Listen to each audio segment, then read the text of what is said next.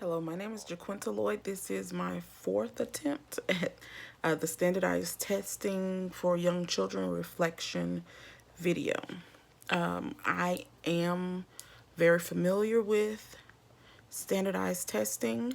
I currently use the Dial 3 and the VPK Flickers test, the Florida Kindergarten Readiness Screener. In the past, I've used Ages and Stages, Brigance, to name a few. I believe that screening tests, diagnostic tests are very helpful. They identify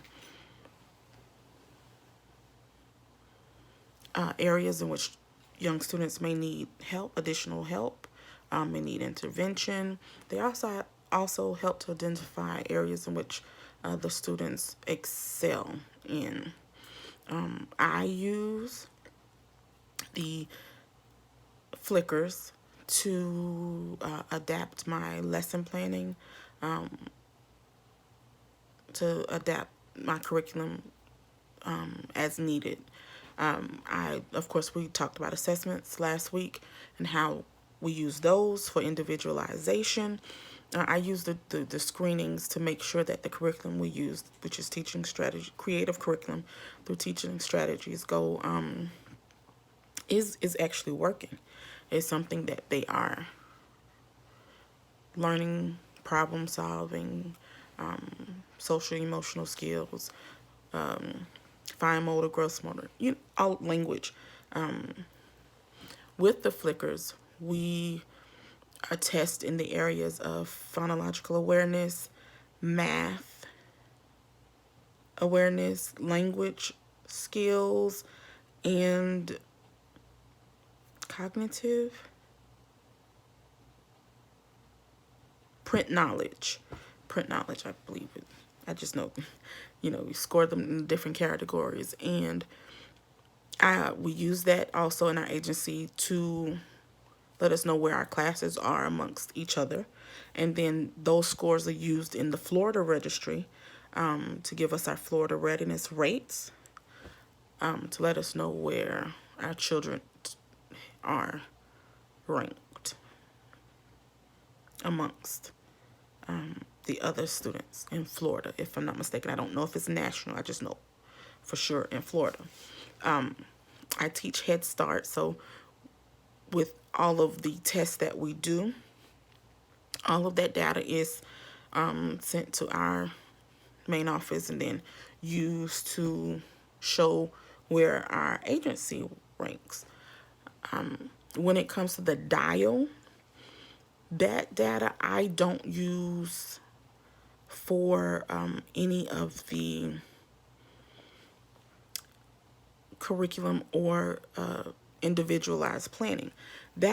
Those scores go to our special services, our behavioral and health manager, and when the scores are at a certain level, then the other screeners come out. Our occupational therapists come out and do their screening. Our speech therapists come out and do their screening. Our behavioral management therapist does a screening also. With the screenings and tests and diagnostic tests that we do, I believe that some of the testing, I believe that the testing is needed. I believe, that you need a way to know where the students are, what they need, and what they're learning. However, I do have or take issue with mass-produced tests. I do take issue with a national test being given to the students or the demographic that I teach. Even the Florida test, I take issue with the VPK Florida test. And my issue is Florida has the Florida Panthers, the hockey team, and it's a big deal, but not to every demographic. So for my demographic in that test, there is a question where there's a picture of a hockey team. The hockey players have their hockey, this hockey sticks, because the puck is the black. Okay, so they have their equipment on, and the question is, here is a group of sports players or a group of players. This group of people played the same sport. What is the name of this group? And they want the answer to incorporate the word team, but the children are usually hung up on, well, what sport is this? They know basketball, they know football, they know baseball. Because you can do those in Little League. You can do those, in the recreational centers here where I am. And a lot of my demographic participate in community sports. But there is no hockey team here where I am. You don't go to the arena to see hockey here unless they travel or something. And so we find ourselves having to deal with that. And what I proposed was we would request the outdoor hockey, plastic play school equipment, and we would introduce that as, something we can do on the playground, and we would talk about it. Oh, hit the puck. I'm saying the puck is the disc. And just get the children used to that. Then you also incorporate the word team or teamwork around the classroom. Oh, we're a team. We work together. We want to win. We want to do good. Oh, teamwork makes the dream work. Or just trying to make sure that, oh, if you play football, oh, you're on your team. Well, who's on your team when you play football? That type of thing. We try to make sure we're incorporating so that they are aware of the word team, and what a team is. I know there are with the dial, there are different pictures that we have to ask them to point to the glass, which is half full, or point to the item which is cold. So we have to make sure we are teaching them everything, just so that we're not teaching the test. I don't believe in teaching the test. I believe in them being able to grab from what they know, to answer the questions on the test. Okay, so that's my issue with the with standardized testing, that they shouldn't be one test for everyone, because everyone does not fit it. I know the book talked about culture, the language barriers and the cultural barriers, and how the tests can, cause issue because of that. And that is something I know to be true. One English speaker that I had, she spoke very good English, but in the VPK, the Flickers test, it asks her, this is an object you look in and see yourself. What is the name of this object? And they wanted it to say mirror. She said, I don't know it in your word. And she told me what it was. I said, well, what is it in your word? And she told me, and of course I had to look it up on Google. And I was like, oh, that's mirror. So now I had to teach her, oh, can you go get the mirror so that we can look, so that she would be able to connect that. So I agree that testing is needed, or screening is needed, or there needs to be a way for us to make sure that the children are learning, are getting the information that they need to move on to the next level. I just believe that it needs to be less generalized, and better fitted for the students. that will be using the test.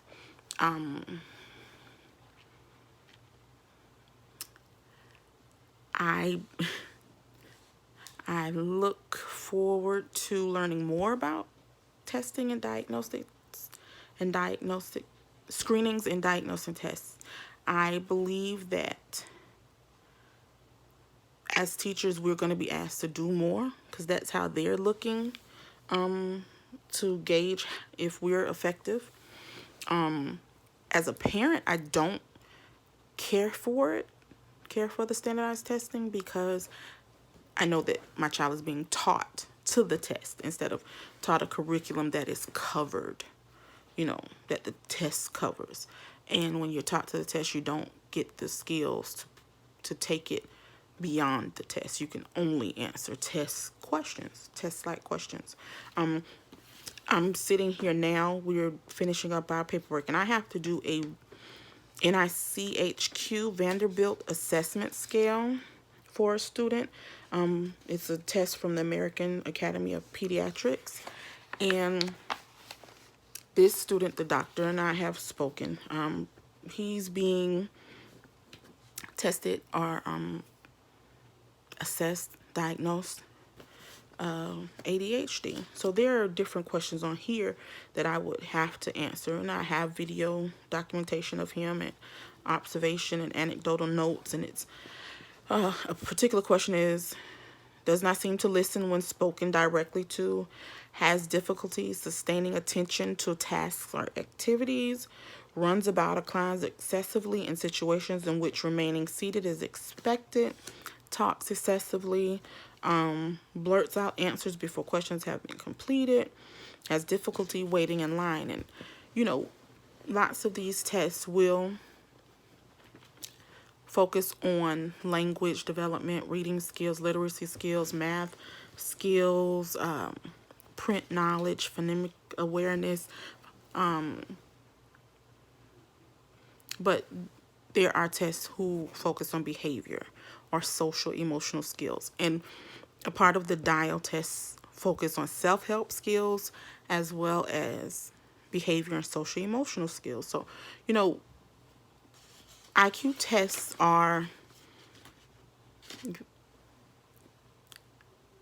good for, I guess, older people, but for the younger children, I wouldn't suggest IQ tests because, as the book states, they are not accurate because children are still learning and growing, and they have not gotten to their, I guess, complete self, if we ever get to our complete self. But with them not being able to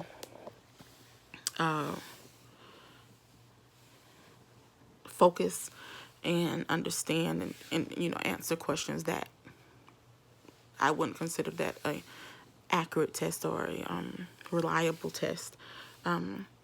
Another issue that I have with testing is the children need to be comfortable. So the teacher that the child has or has a relationship with, or someone that the child knows and feel comfortable with and trust, should administer the test. Strangers shouldn't administer the test because you won't get accurate information. The child may not be comfortable. The child comfortable enough to answer the questions or comfortable enough to trust you, to give you their personality, their selves. And then you may see nervous behaviors, and then you're going to mark that they fidgeted or they didn't sit still, and that may not be an accurate depiction of that child, but because that child was nervous in that moment with you, a stranger, that's what you got.